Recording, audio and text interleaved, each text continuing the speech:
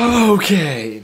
Hi, my name is Chris Howard. I make YouTube videos, which requires a lot of expensive pieces of technology, which isn't a good thing because I do not have a good history with expensive pieces of electricity. You know how a lot of YouTubers or photographers hold on to the first camera they ever owned because of sentimental value? Yeah, well, I can't do that. You want to know because I dropped mine in the toilet. Okay, now hold on. This was not my camera. This was my mother's. So picture little 10-year-old Chris after sneaking the camera out of my mother's purse yet again to take some videos or photos I don't remember because we don't have them anymore, and watching them while he drops depth charges. And then he stands up to wipe while holding the camera. And okay, side note, yes, this is TMI, but do I care? Not at all. I am 100% a stand to wiper because reaching your hand into the toilet bowl to wipe is just the most disgusting thing. Obviously, you should stand up to wipe. That's just simple hygiene. Fight me on this. Seriously, tell me, do you stand or sit to wipe?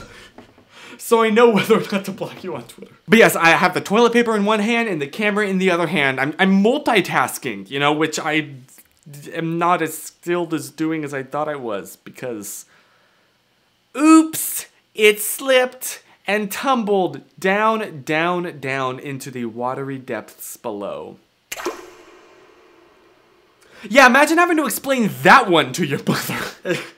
And that confession was, the first of many. Just so many. For example, the camera that I was running, I was getting a cool POV running shot, right? I was holding the camera down at my feet while running on the sidewalk, and oops, guess what slipped out of my hands? Now, thankfully, this camera did not hit the sidewalk. It landed on the very soft, squishy grass. Wait, squishy? Grass isn't squishy, but you know what is squishy? Frickin' dog poop in said grass! Somehow this camera mid-fall managed to hone in on the tiny little bit of dog poop! How? I have a lot of poop-based camera destruction. I've had point and shoots in my pockets and my leg accidentally activated them, but then my pants were too tight and wouldn't allow the lens to expand and it got stuck and I destroyed the lens that way 3 times. I've been balancing cameras on towel racks and oops, didn't balance it well enough. But I think the most memorable was summer 2008. My family was visiting actually this very house, my grandparents, for a couple months. And I accidentally left our metal camera outside in the backyard in the sun all day. Yeah. Way to go, Chris. You just fried your family's camera yet again. This makes the 6th one. I was not about to confess to my mother what I had just done. I was terrified. But I realized a solution. What do you do with things that get too hot? You put them in the freezer to cool down. In a terrified panic, I snuck into the kitchen when no one was around and stuffed the camera behind the frozen peas. Problem solved, right? Except there was one tiny hiccup. I forgot it was there. Actually, there was two tiny hiccups. Because guess what we had for dinner that night? Frozen peas! I will never forget that horrible sinking feeling when I looked down at my plate and then realized. Congratulations, Chris! You somehow managed to fry and then freeze the same camera on the same day. But my tech destruction goes back even farther, before the first time that I ever touched a camera. Let me tell you the stories of my red Game Boy. See, my mother wasn't and still isn't a big fan of video games. She considered them like a waste of time more than anything. So I don't exactly remember how said red Game Boy came into my life. Maybe it was a birthday gift. Maybe it was probably a gift from my aunt who loves to loves to antagonize my mother. She probably got it for me just because she knew it would tick my mom off. But I was so happy with it. I saved up for months to buy Pokemon Emerald, my first ever Pokemon game, and I played that sucker every day for hours. I beat the final 4 like 50 times. I maxed out all of my Pokemon. That sucker was my jam. Until it wasn't. One day I got home from school, went to go grab my Game Boy, and realized it wasn't charging. At some point yesterday, I didn't put it down. No, I did put it down, but not the place where I was supposed to put it down. I lost my Game Boy! Immediate screams of anguish in which my mother and father like rushed in, and I was throwing such a huge fit that they decided to help me look for said Game Boy. And we looked, and we looked, and we looked, but to save our lives, we could not find this flippin' thing. And it was red too, like you'd think it'd be easy to find, but no luck. It had just vanished into thin air. But you don't understand how much young Chris was obsessed with this thing, and so every day after school, he would tear the house apart trying to find this stupid Game Boy. And one day, he gave up. He realized if it hadn't been found by now, it probably never would. Never again would he see his level 100 Swampert. It was gone. It was gone! Until my mother one day was making some food in the kitchen and found my Game Boy behind the toaster oven where it had been for 2 months. Why was it behind the toaster oven? I don't know. But the bottom was melted. At that point, it's like almost, it would have been better if I hadn't found it, because now it was here, it was in my hands, but the bottom was melted. Surely it was gone. It was broken forever.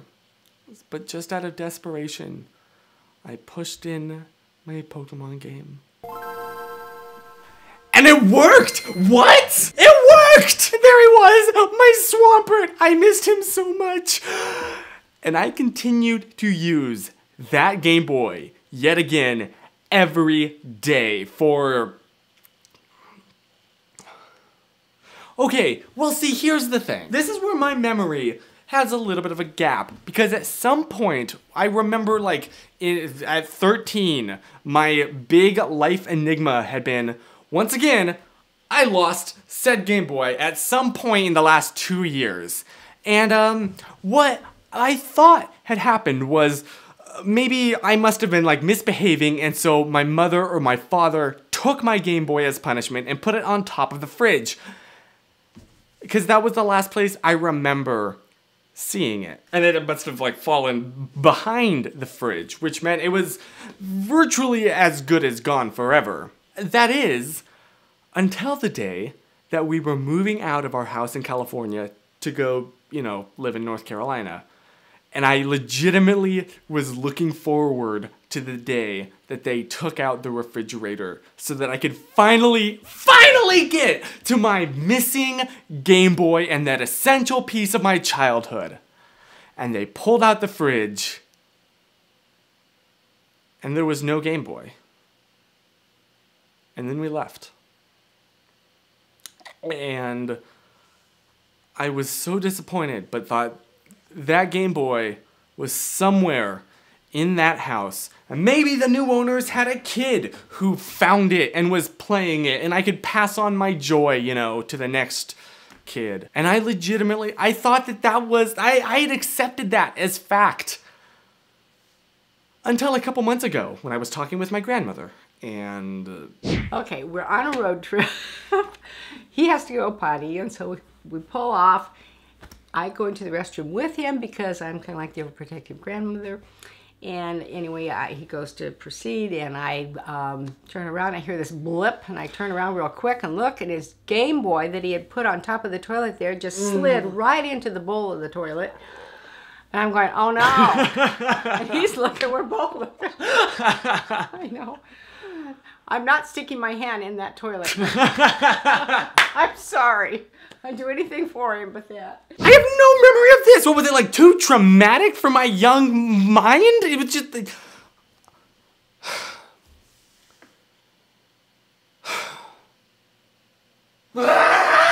But surely I have grown out of this, right? I'm an adult now. I am mature and responsible.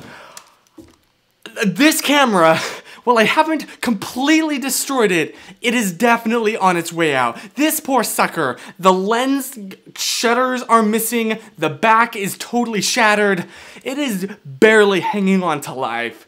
And any day now, it is going to die. And I know one day the same thing will happen to this, my baby, my precious, the camera that I love so much.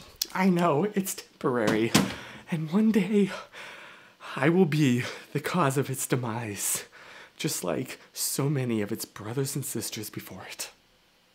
And I can barely have that on my conscience. So moral of the story, I should not be trusted with any piece of technology, as I am an incredibly clumsy person and has caused so much just damage in my life. Holy crap. Well, this ended up being a lot more depressing than I meant for it to be. Do you have any moments like this, like the oh crap moments? Because I need to read some to convince myself that I'm